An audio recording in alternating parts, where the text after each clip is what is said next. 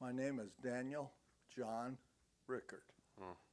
Could you spell your last name? Rickert. Good German name. Uh-huh. It's a German name. Of course. Uh-huh. Look. What I is was your birth? born in Los Angeles, California, Mm-hmm. March 17th, St. Patrick's Day, 1929. 29. The day on the year of Great Depression. Absolutely. Oh boy. And I'm 86 years young. My family were, my mother and father were both German, of German descent. My father came enlisted in the United States Navy in 1911. I don't believe the U.S. Navy was a benevolent organization in 1911. Wow. It was hard duty. He stayed in the Navy all the way through World War I, Mm-hmm. and 1 year after that, then he came out and he moved to Los Angeles. He became a Los Angeles city policeman, Uh-huh. and then he met my mother, and he became I was born, as I said, March of 1929. Schools that you went through? I went through elementary school and a boys' parochial Catholic high school. Mm-hmm. When did That you graduate? changed me considerably. Why? Discipline, Catholic school. Catholic school. Mm-hmm. Brothers and priests. When did you graduate? I graduated in 1947. I went through high school during the war years of World War II. Mm-hmm. I thought that I would go in the military as soon as I got out of high school Why did you try the military? because everybody had to, as soon as you graduated from high school in those years, you went in the military. You did not go to college. Uh-huh. If you got out of high school, you went in the military. You could, if you were lucky, you could get in the Navy or the Army Air Corps, but most of them wound up in the Army. So, did you enlist? I was in the reserves and was called up. So, do you remember when you were called up Oh, and joined the yes. military? I became active in January of 1951. Mm-hmm. I went through basic training at Fort Ord, California, Mm-hmm. and then I went to advanced infantry school, which was another 6 weeks of training at Fort Ord. And then I had Fort where? Fort Ord, ORD. O-R-D. So same place. Yes, it is now actually a campus for a California college. It's not a fort anymore, but it was a Fort Ord. It was a large military training center. Before we go into the basic, because of the Great Depression, many of the Korean War veterans that I have interviewed had a very difficult time. Was it same to you? No, my father had good jobs. Good job. So He had, yes, he had. He was a policeman, and then he was a fireman for the movie studios, Fox Studios. oh, So that was a very good job, right. and it was very good for the Rickert family. So even though your father was rich enough to support you college and everything, but you decided to go to. We were not a wealthy family. In those days, you got by. The wages were not that high, even for civil service. But they were good-paying jobs, and a regular paycheck. I did not have to do without. I had, shoes when I needed them. I never missed meals and things of that sort. And you knew that there were a breakout of the Korean War, right? The Korean War was like something that you did. I didn't even know where Korea was. I don't believe that most of the men that fought in Korea even realized where it was. Because You'd never it's heard too- of it. You never heard of it, and because it was too small and it's Asia. Well, no, it was like like, how would I say this and not hurt your feelings? No, The no. Japanese, ruled Korea with an iron fist, and you never heard of it. And when I got to Korea, and when I landed there, after going through training and so forth, I never saw such a poor, miserable place in my life. Mm. And I have revisited Korea back with my daughter, my oldest daughter, who was I'm getting ahead of myself. No problem. Go on. But anyway, Korea was a very hard, miserable place, and it was all tore up. The North Koreans had gone almost down to the southern part of it. The villages were all burned up, and the people were all refugees everywhere. It was a very sad place. Mm-hmm.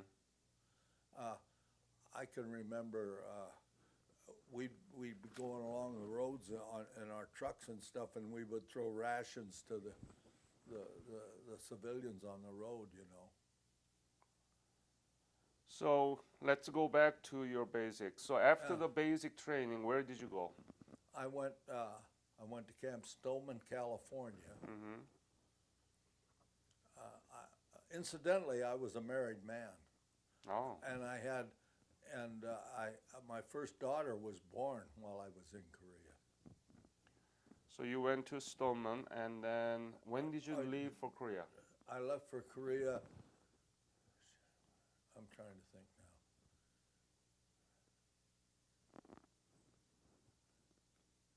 now. I left for Korea in April Of? 1951, Mm-hmm. and I went to Japan, Sasebo, Japan, and I actually didn't go over on a troop transport. They put 300 of us on the USS Collins, which was a Liberty ship, and it had military cargo on it. It wasn't actually a troop ship, I see. and they were trying to get us over there, and we went over there as combat replacements. Mm-hmm. And we went to Sasebo, Japan, and we were in Sasebo, Japan just overnight. And then we were put on a Japanese ferry boat with a Japanese crew, and they took us to Busan. And at Busan, we were sent up north to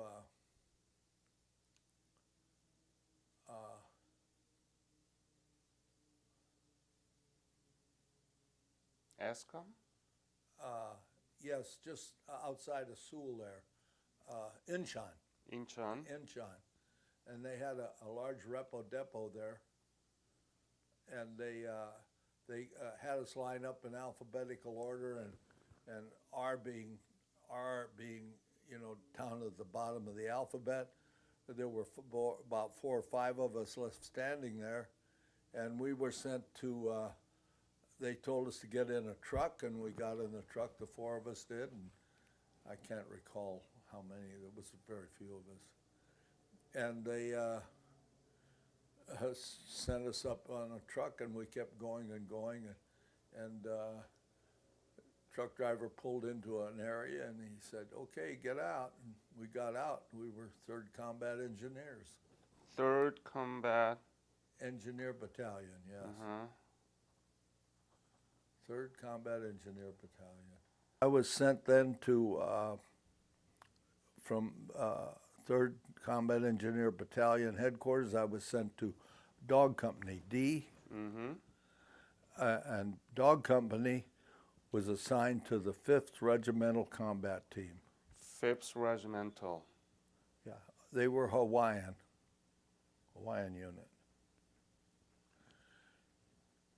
And all of my service after that was with the 5th Regimental Combat Team. What was your specialty? I went in there as a combat replacement, and I had no training at all as an engineer or a combat engineer. I was trained as an infantryman, and I'd gone to the advanced infantry school, so I had no training at all. So I had to learn as I had to pick it up as I went, and I became after I'd been there a few months, Lieutenant Wilson, who was the platoon leader, he come down the road one day and threw a little manual in my lap, and he told me I was demolition corporal. What does that mean? You set up all the charges, the explosive charges, and you do landmines and removing landmines, and you go with the infantry a lot, and you're sent out in direct support of infantry. Must be very dangerous, isn't it? You have to plant mine and then demining too. Demining is very dangerous, isn't it? I took out. I've taken out a lot of communists. The Chinese had these box mines. Box mine. Yes, you'll hear. They had no nails in them. You couldn't locate them with a mine detector. You had to probe for them. Wow. They were dovetailed at the corners like this, so there was no nails, and they were a flat wooden box about this size, and they had an explosive in there that was poured in there and solidified, and then they had a hole drilled in the middle of it, and they had the detonator, which was about as big as your finger, and it stuck in there, and they put the lid back on it. So it's almost hidden. And they buried them. They didn't just throw them around. They buried them. And they were very clever about it. Sometimes they would bury two of them with dirt in between. You'd take the top one out, and you'd wave the tank forward, and then the tank would come forward and set off the second one, and it'd blow the tread off the tank, and they... So you have to really... How did you You find? probed with the bayonet. Probe with the bayonet. Yes. We looked, they didn't have, they didn't put up big mine belts, but where a place would be narrow or restricted, and they knew the jeeps and the trucks and the tanks would try to get through, they'd bury them there. Oh, geez. So you would look to see if the ground was disturbed, and if it was, you would probe for them.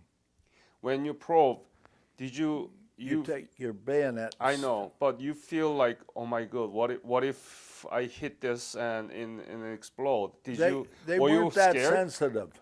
Were you scared? Well, when I first did it, but after a while you get kind of used to it. It's not that sensitive? No, the detonator was a very simple mechanism. They didn't have the elaborate electronic and devices that they have now. This thing was spring-loaded, and it had a plunger that popped a detonating charge that set off the entire explosive. So you never been wounded by that? No. No. You don't remember? Was it around 38th parallel? It was below the 38th parallel and north of the 38th parallel. I actually, do you know where Kumsong is in Korea? Yeah. I've been in Kumsong. And that now is like no man's land, I understand. So that's the Iron Triangle area. Yes. Yeah. I did the Iron Triangle. But that was later. So your typical day was just go around with the infantry and demining and demolition? Whatever they wanted done. We would blow up enemy bunkers with satchel charges. They would use us as infantry if they needed to. We were armed like that. So have you done a lot of demolish of the enemy bunks? How was it? How was the bunk and how did it look? Their bunkers were usually, if they had the time, they would dig in like gophers, you know, and try to, you know, and they were very extremely clever. They would haul all, you know how you can see fresh dirt when it's dug up in big piles? Yeah. You never saw that where they'd carry the fresh dirt over on the other side and dump it. You know, if they were digging a bunker, then they'd make the bunker out of logs and put dirt up in front of it.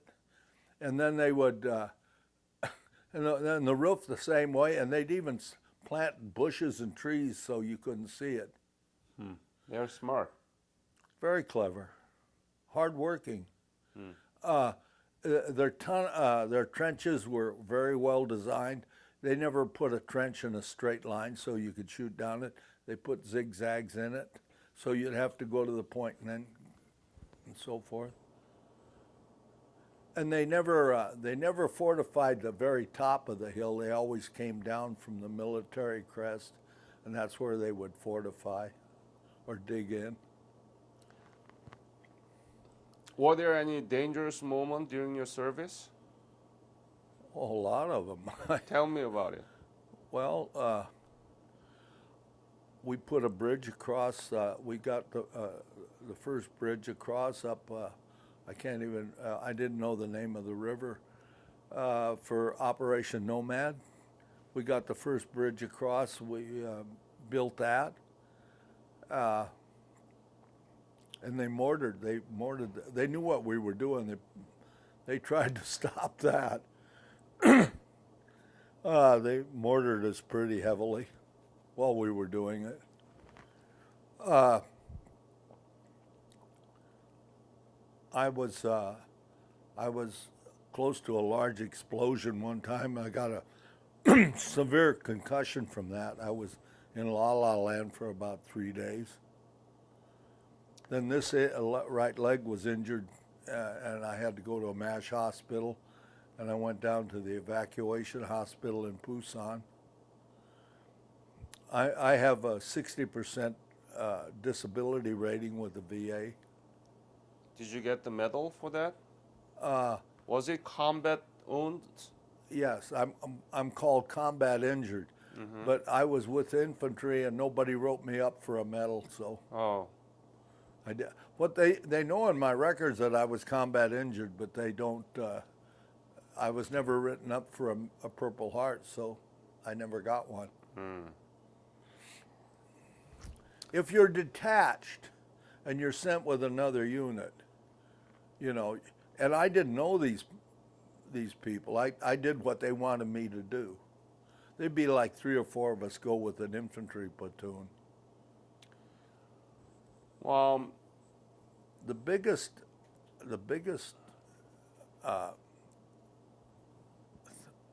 military operation that I personally took part in was I was part of the team that blew up the railroad tunnel in back of Kumsong.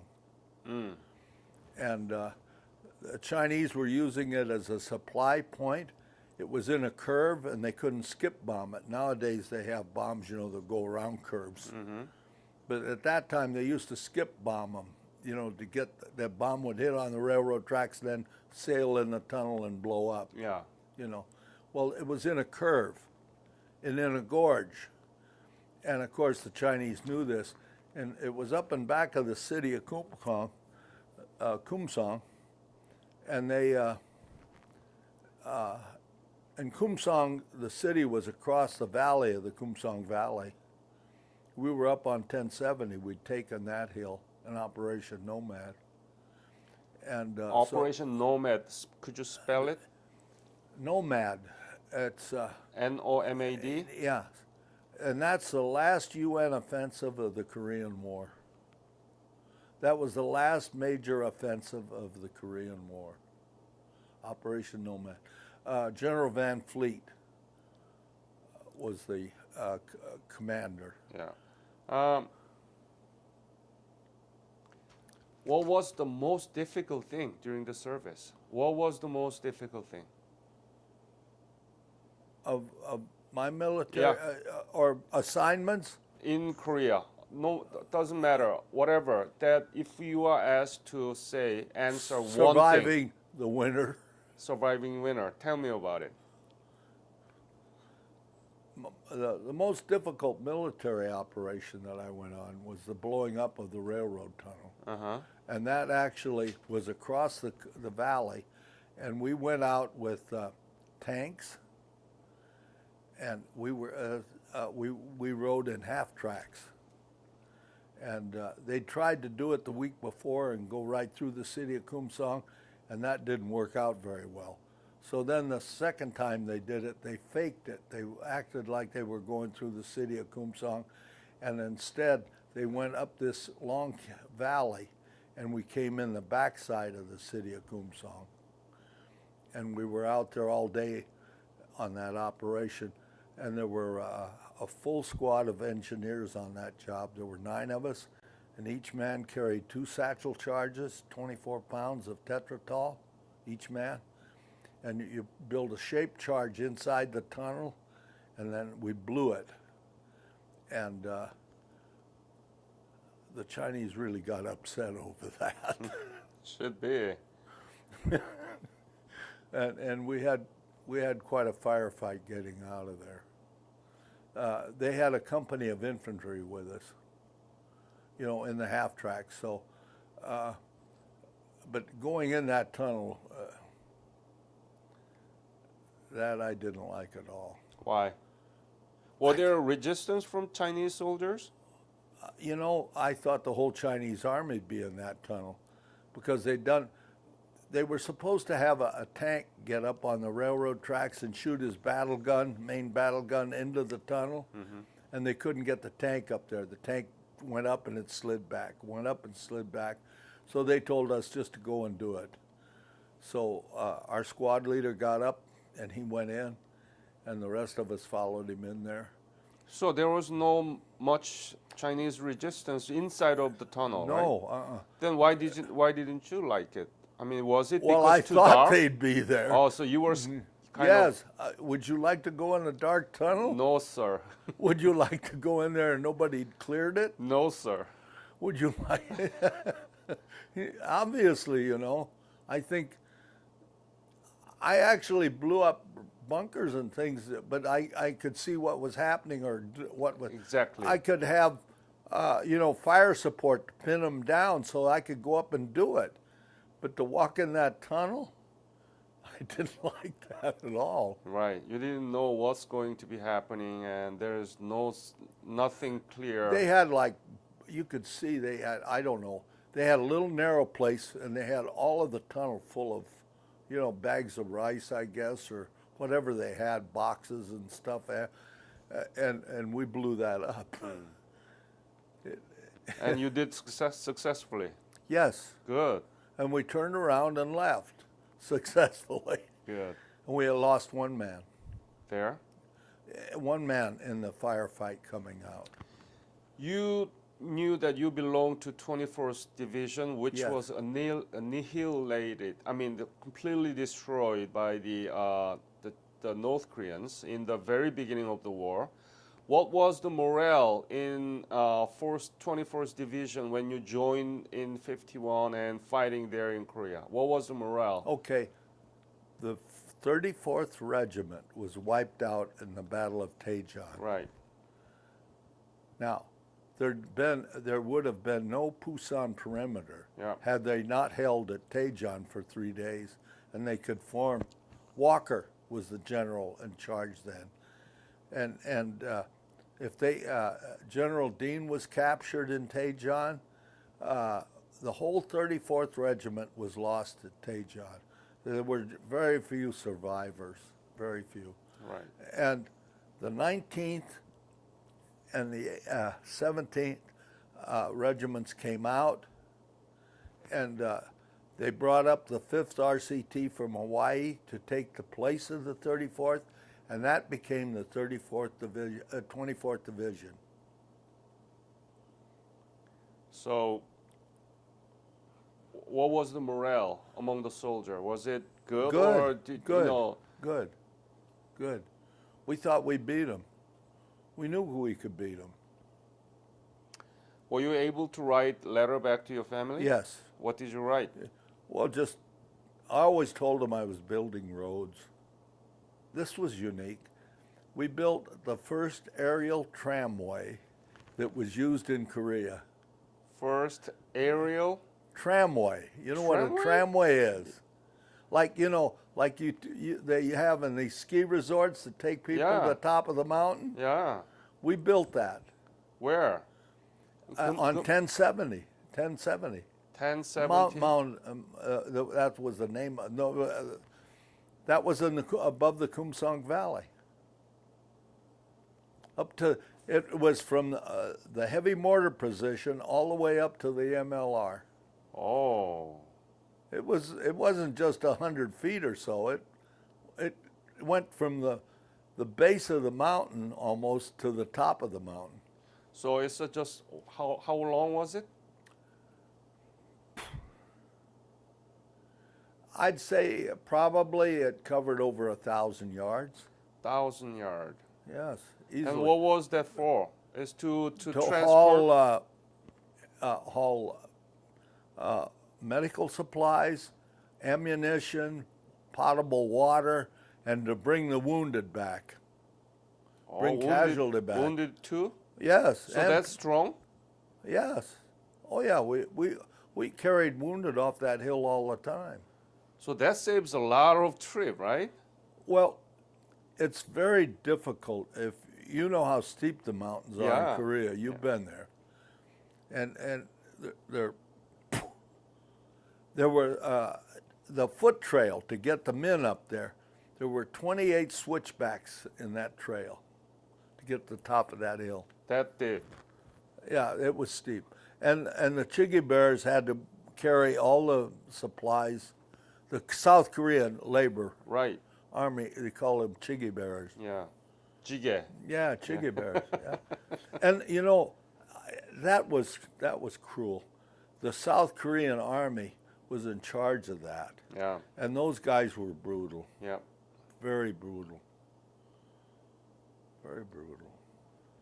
I stood guard one night on a work detail, and it was all Chigi Bears, and they were corduroying. You know what corduroying is? That's where you cut logs and lay them one next to the other in the road. It was so steep and it was muddy that jeeps and trucks couldn't get up.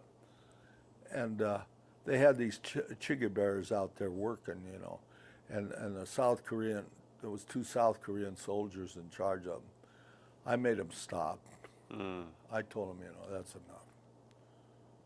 I tell them, take a break, take a break. How was life? I mean, you're living in the bunker, right? I lived in a bunker. Bunker. So tell me about the bunker life. What did you eat? Where? How did you sleep? How cold? What? Tell me all about it. Okay, the only time I lived in a bunker was in the winter months of 1951. From November, December, I left there in January, the early part of January of 52, when the division left.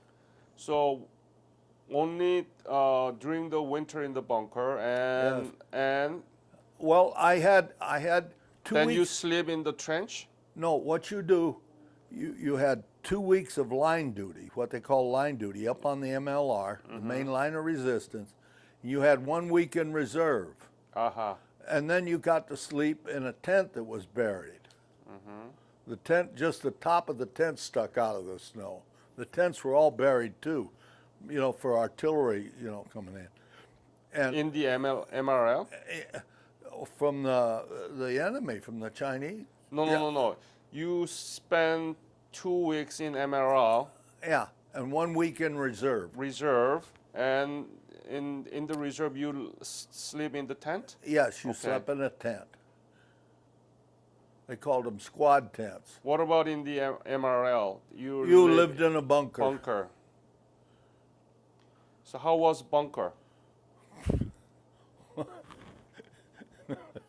Did you have a McDonald's there? Burger King? Tell me. You lived on whatever rations were brought up, and if you didn't have any rations, you used field rations. Field rations would be frozen. You would stick a can of under here and another can down here, hold it together, and wait for it to get thawed, kind of. And you'd get it out, and you'd take your P38, that's a can opener, it was on your chain, and you'd open the can, and you'd pry it out. You couldn't use a spoon because the spoon had bent. You pry it out with your bayonet, you put it in your mouth, and you wait for it to thaw, and then you chew. And some of the things that you eat that are frozen are very bad. Yeah. You can imagine, ham and lima beans. I think the worst was the corned beef hash. If it was frozen, it was awful. Where do you sleep? In the ground or Yeah, you slept on the ground. You had a sleeping bag. sleeping bag? Now, in the 5th RCT, if you were up on the MLR or in the outpost, one sleeping bag for each 2 men. 2 men? Somebody's always awake.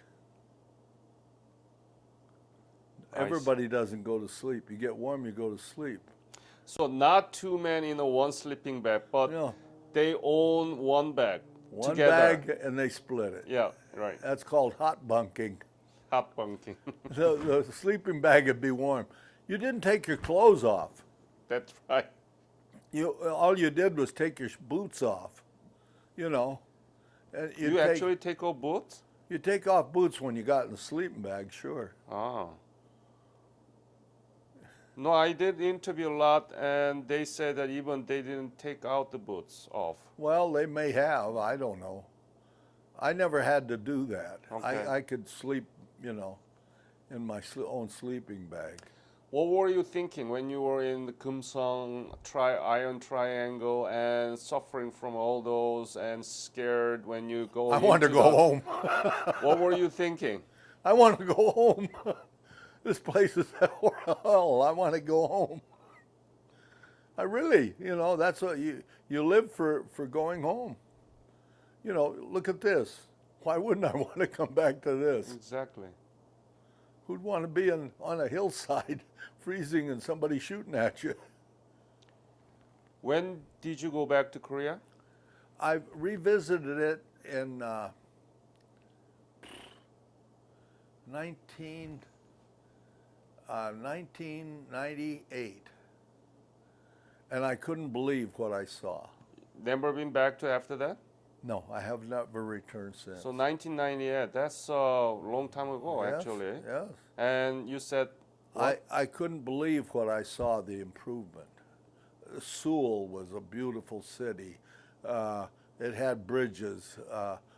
The people were, I never saw so many people in one place in my life. I saw Seoul. People complain about Los Angeles or New York. That's nothing. You go, and then Japan was the same way. I was on occupation duty in Japan, after Korea. And what little I was there just a few months, and they rotated me home. But in the Orient, people are crowded, man. did you have any hope? You said that it was a miserable place Yeah. that you found in 1951 when Yeah. you arrived in Yeah. Korea. Did you have any hope that Koreans could develop like that when you left? I couldn't believe it was a miracle. I couldn't believe that You didn't have any hope. country could. I don't know how they did that in 60 years. It's like a miracle. And they're happy. South Koreans are happy. They're so happy they're even complaining and protesting. They got the American dream, There's South Korea is a very prosperous, wealthy, and there's no more hooches. There's no more farms. I remember the miserable places they lived in, and it was sad. We destroyed them. What is Korea to you, your life? To me, Yeah. as a person, I think they're a huge success. I think their automobiles that they export, the ships that they make, and they have little or no natural resources. They just work. They work like Trojans, and they're very appreciative. I'll give you an example. Yeah. Little Korean businessman back where I lived in California. He had a cleaning shop. If I take my shirts in there to be cleaned, or I had drapes one time, he'd never charge me what he charged anybody else. Wow, that's nice. Any other things that you want to leave to this interview about your service and about the U.S. and Korea relationship or the legacy of Korean War? I think myself personally, as a soldier that served there, and I served it with one of the toughest units there was. It was one of the best. They were all good, but it was sterling, way above the average. The 5th RCT had no equal. Those Hawaiians and Samoans are something else. For the audience, what is RCT? Spell it. Pardon? RCT. What is RCT? RCT? Fifth, yeah. Regimental Combat Team. Oh, okay. A regimental combat team is supposed to be a self-contained, totally self-contained unit. It should have its own artillery, its own cavalry, its own combat engineers, its own medic. And they can just take that unit. If you don't need a whole division, you can take an RCT and put it someplace, and they have everything they needed. Well, they didn't have combat engineers. So they took Dog Company out of the 3rd Combat Engineer Battalion and sent it to the 5th RCT. We are unique. We were the So you belong to 5th RCT because Yes. they didn't have combat engineers, and yes. And I belonged to the 24th Infantry Division because I was a part of the 3rd Combat Engineer Battalion, which was a part of the 24th Division. See, the other 2 combat engineer companies went with the 19th and the 18th 21st Regiments, which were part of the division. We went, the Dog Company went to the 5th RCT because they didn't have a combat engineer company. You gather every year together, 24th Division? Yes, and so does the 5th RCT. The 5th RCT is still maintaining an orphanage over there, supporting an orphanage over in South Korea. Where do you meet? When? I never have gone to their reunions. They primarily, their reunions and stuff are like in Florida and Bronson, Missouri. It's hard for me to get around like that now. And I just don't. I've always been associated with the 24th. So you're proud of your service? Very proud. What is the legacy of the Korean War veterans? I think it's the last war we won. That's a very good point, actually, right? We won that one. I think it was a very big mistake for us to have not gone further north. Mm-hmm. We should have gone as far north as Pyongyang. And I think General Ridgway, who was the commander at that time, Far East commander, I think that was exactly, I've read his history, and you should too sometime. General Ridgway, he took MacArthur's place, and he was a fighting general. And? The reason he was picked by Harry Truman, the president, who was the commander-in-chief, the reason he was picked was because he was known for being a fighting general. And what did the General Ridgway say about? His plan, he had a plan. Korea is shaped like an ant, isn't it? Right. And the narrowest place is at Pyongyang. Also the flattest place of land across. He would have landed 2 heavy infantry divisions, a Marine brigade up at Pyongyang, and run across that 148 miles, and we'd have had 1 million Chinamen in the bag in 7 days, because Chinese, they're not fanatics. They stop fighting when they don't eat. They would surrender when they were starving. And I've seen them come off the hills, pointing at their mouths, you know. The North Korea now, he was different. He was altogether different. The North Koreans,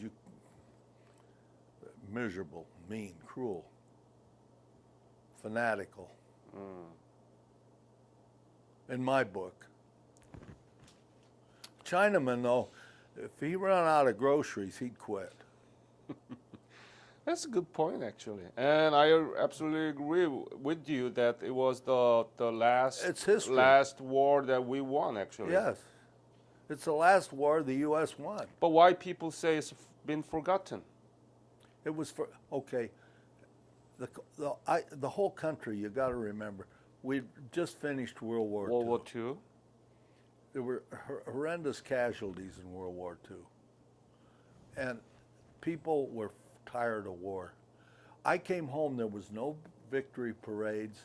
There was nobody said, "Oh, gee, thank you," or anything else. I came home and they told me go to work, get a job, and I did that, and I raised a family, you know, and that's what I did. And if you interview most of these fellas, they'll tell you that's what they did. They came home, got a job, went back to work. And I didn't know it, but I had bad times. But that was the same to the World War II veterans. They came back, they had to have a job. Yeah. Well, a lot of them went to college. A lot of them could go. They had the GI Bill. You had the GI Bill too. Yeah, but I had a wife and kids. I couldn't afford to go to college. That wasn't an option for me. But I had a good job. I had a good job when I went in the Army, went active, from the reserves to active. I have a bronze battle star. Oh. Yes, I do. Good. I'm very proud of that. Great. Thank you so much, Daniel. It's my pleasure. Thank you, sir.